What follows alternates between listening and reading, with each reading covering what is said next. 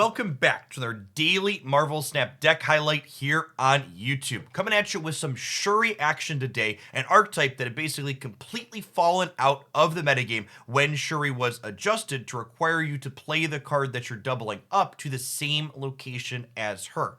In enter Marvel Snap's latest addition to the card pool, Kitty Pryde. Kitty gets bigger every time she comes back to your hand, and she comes back to your hand automatically at the start of each turn. Kitty allows us to mitigate some of this drawback that's been added to Shuri because we can play Kitty out to that Shuri path on turn 5, getting that double up from Shuri's effect, and then Kitty's going to jump back to our hand on turn 6, allowing us to have the flexibility to redeploy her wherever we want to have her in play. Not only can we deploy Kitty wherever we want, but on turn 6, we can also follow up that large cat with a copy of Taskmaster to not only get Shuri's effect once, but get it twice.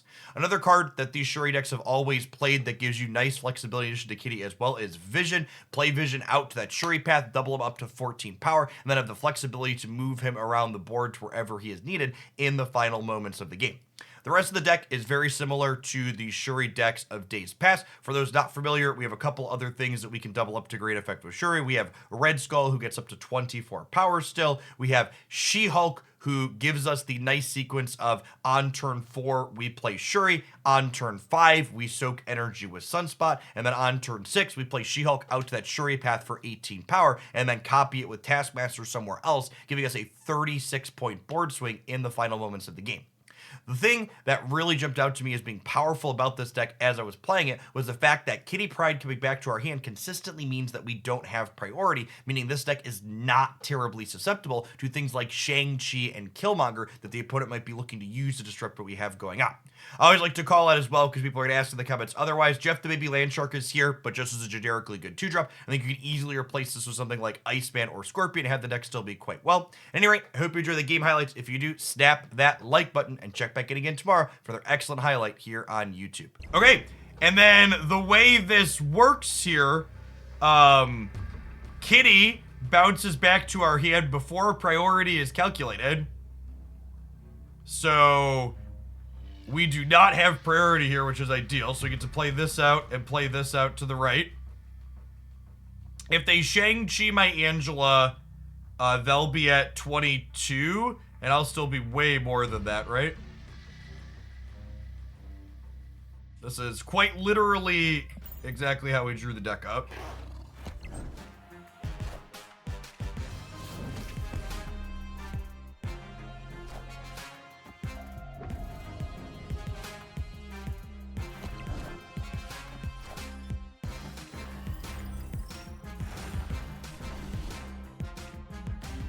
Yeah, that's sweet.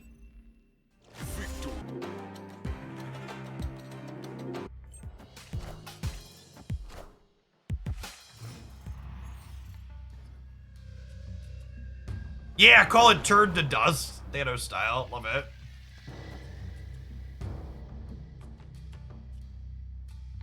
I think with no other 2-drop in my hand, I actually Kitty on 2 here and then Angela Kitty on 3.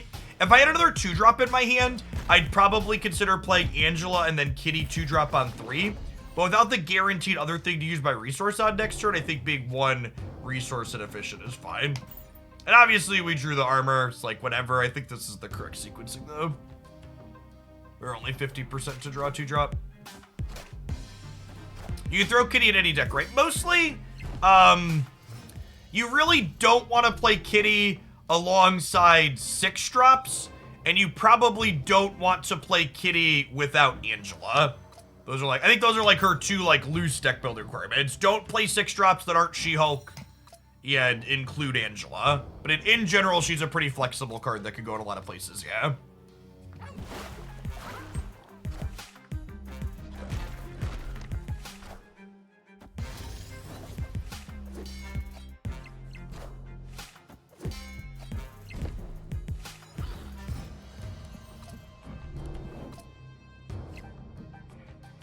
And this is perfect.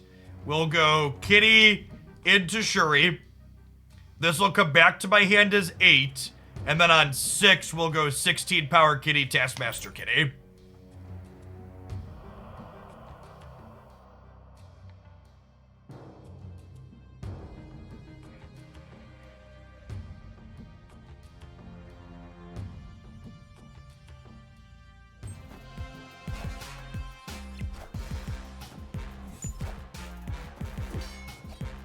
A High Evolutionary released on the 23rd, this Tuesday.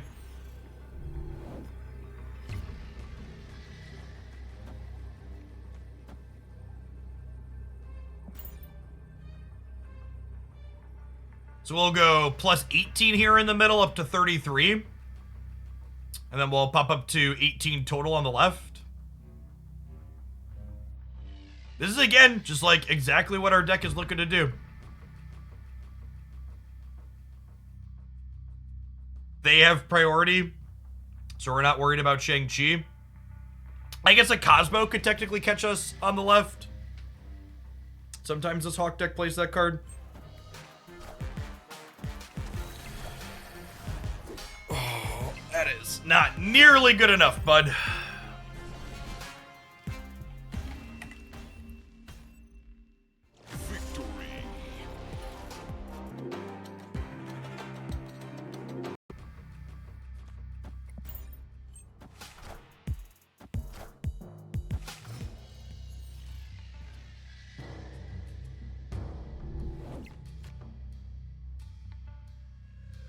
All right, the Sunspot is certainly in danger against the deck Plague Nova, but I'm gonna play it out.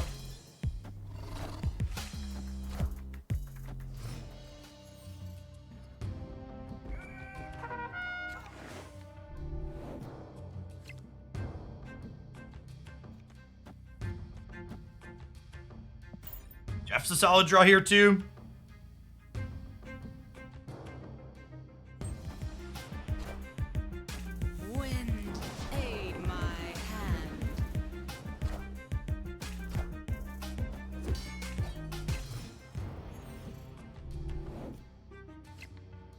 I really can't overstate how good it is that Kitty doesn't count towards priority for the turn. It's such a huge upgrade.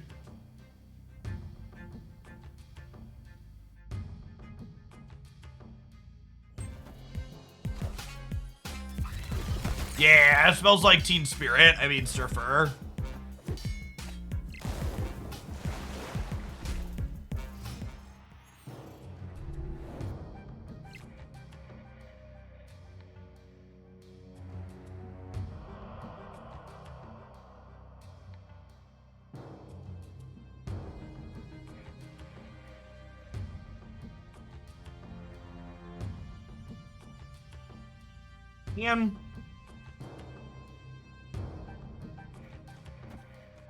Guess I'm doing this.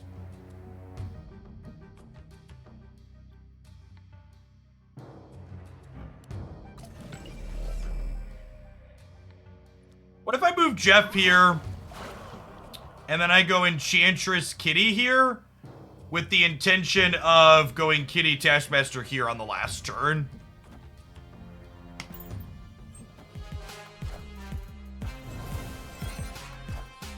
I think they're putting most of the... Oh god, this is so fucking perfect too. We turned off their Sarah. Oh, that's hilarious. So yeah, I think I don't expect them to play for here. And I expect them to play for here, so I just put all my stats over into here. And this is actually more than Kitty Taskmaster, right? Because this is 22 as opposed to 20. And then Sunspot Stokes 1 too if we don't get Killmongered.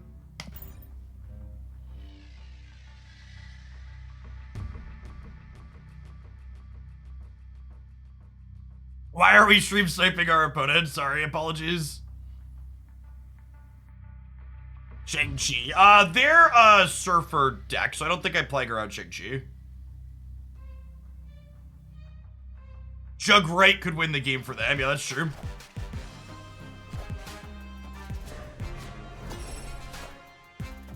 Wow, they did end up playing for the left. It was not good enough.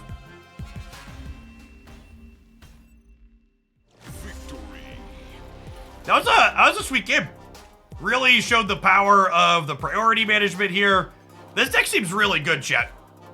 I think Kitty's gonna put Shuri back on the map. Try and swap Skull and Vision for Sauron and Maw. I don't understand why that would be good. I think Vision is quite good. If anything, Vision is one of the better things this deck has going on. I cannot imagine swapping Vision out of this deck after the games we've played.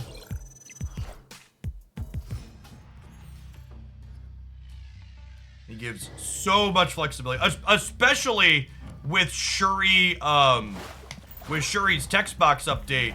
The fact that you need to play explicitly to her location makes Vision's upside even better than before.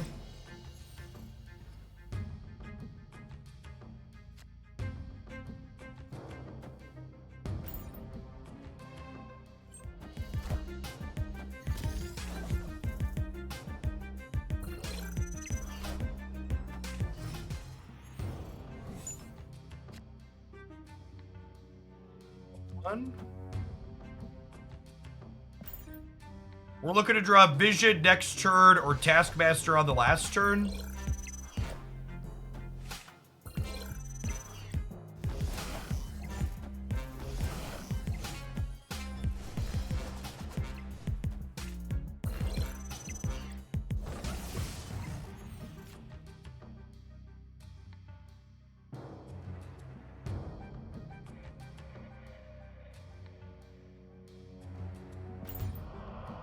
I think that's just a different deck, Grindel.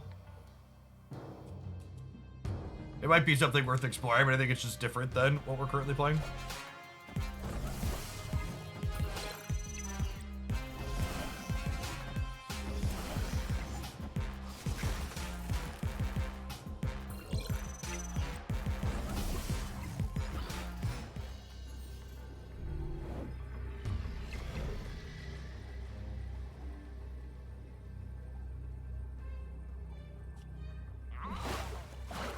Does this win the left? This is 36, 46, 56. So they have to play a 9 power thing here to tie me.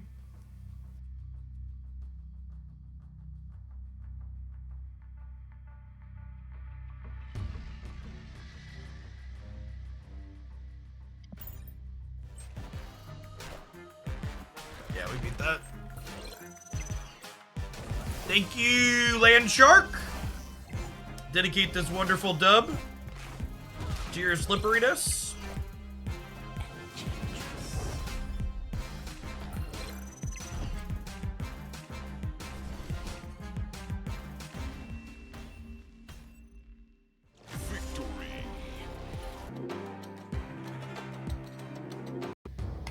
I think we'll Angela, so this way if we peel Kitty next turn, we can get her going on the left.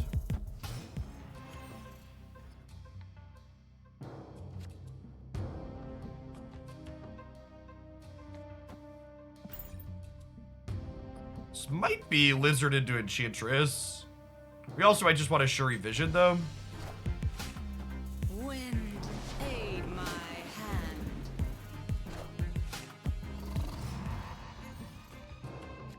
Okay, I think I just Shuri Vision at this point.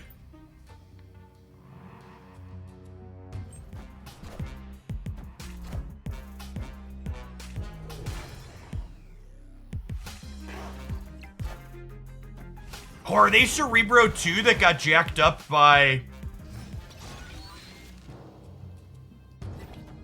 I think they're Cerebro 2 that got jacked up by Wakanda Embassy.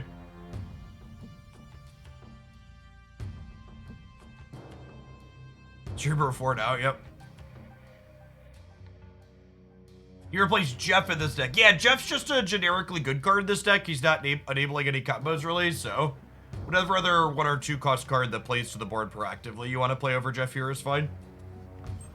If a deck isn't playing something like Miles Morales, it's like not a big deal to replace Jeff typically.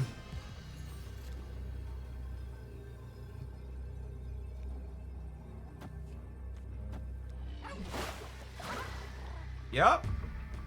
Yeah.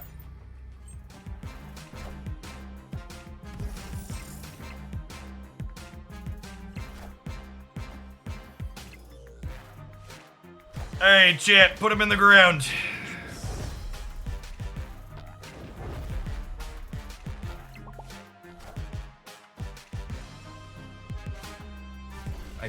My favorite Pokemon in Marvel Snap, the Enchantress. Victory.